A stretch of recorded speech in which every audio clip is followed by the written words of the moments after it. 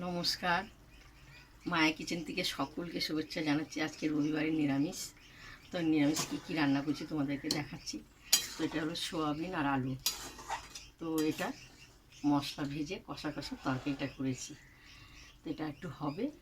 তো আমি এখন কি তৈরি করেছি, আর একটা গরমকালে উপকরণীয় জিনিস। তো এটা হলো শুক্তো।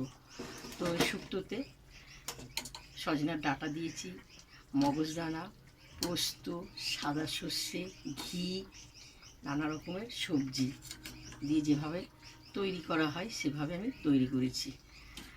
তো এই শুক্তোটা দেখে কেমন হয়েছে বলবে তো। খুব সুন্দর গন্ধ বেরোচ্ছে। তো আজকে শনিবারে দুটোই রান্না করেছি, আর কিছু করিনি। তো এবার আমরা সোয়াবিনটা হয়ে গেলে খেতে বসবো। শুভ দুপুর। অবশ্যই লিখে পাঠাবে কেমন হয়েছে শনিবারে রান্নাটা। আর এই যে কড়াইটা রূপোর মতন, এটা নিরামিষ কড়াই, তা আমিষ করিনি। ঠিক আছে, ঝকঝক করছে তো পরিষ্কার। চলো খেতে বসবো। শুভ দুপুর।